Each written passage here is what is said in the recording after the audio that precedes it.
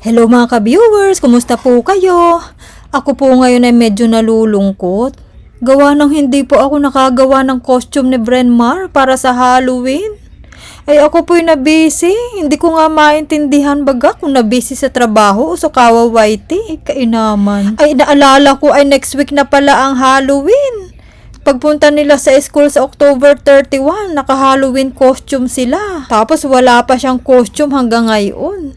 Kaya sabi ko sa asawa ko, paglabas mo galing trabaho, tayo pumunta ng Costco. At magtingin tayo doon ng costume ni Brenmar. Ay ang gusto daw niya ay costume ng fireman. Ay sana na may meron. Medyo makulimlim ho ngayon. Sana na may huwag umulan. Ayan, nandito na po tayo. Ito naman po ay 15 to 20 minutes lang mula sa ating tinitirhan. Maintindihan po mamaya kung may iba pa tayong mabibili. Ay ang sadya lang naman po talaga natin ay makabili ng fireman costume. Tara, hanapin na po natin ang mga costume.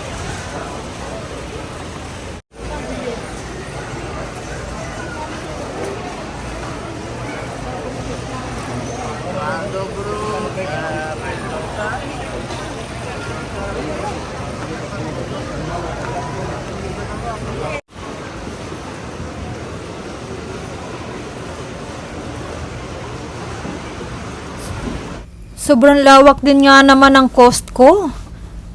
Ay, ang ganda naman ng isang to. Wala, ang ganda nitong pan-display ngayong Pasko. Wala, kung ano-ano nang tiningnan natin. Halloween costume lang naman ang hinahanap natin. Nagtagal na tayo dito kauuli. Ay, ang dami na nilang tindang mga chocolates, mga pampasko, mga pangregalo. Ay, ang ganda rin itong bear. Santa Claus na bear. Ang ganda nitong pang-display. Naalala ko, nakabili ako dito noon ng Santa Claus. Ay, 74 pala yung bear na yon. Ang ganda rin ng bili na to.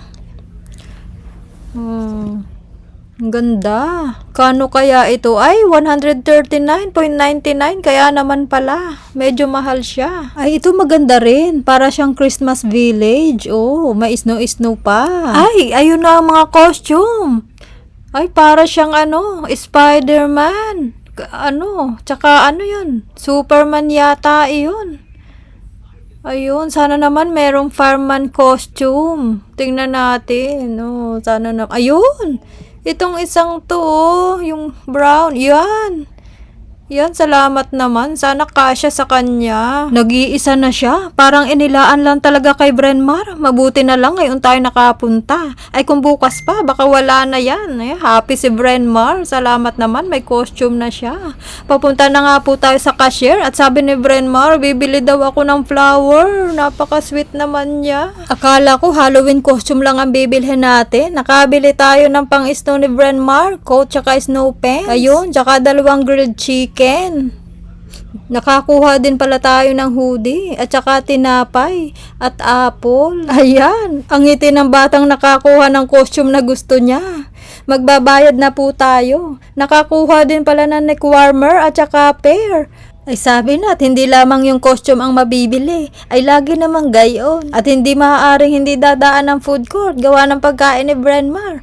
Aba, ay pagkarating sa bahay, ay isinukat agad ang Halloween costume. Ay medyo mahaba, kailangan ko pang lupian. At pagkagising kinabukasan, ay hanap agad ang costume. At isusukat na naman, ay wari ko bago dumating ang Halloween aray luma. Hanggang dito na lamang po at hanggang sa muli. Bye-bye!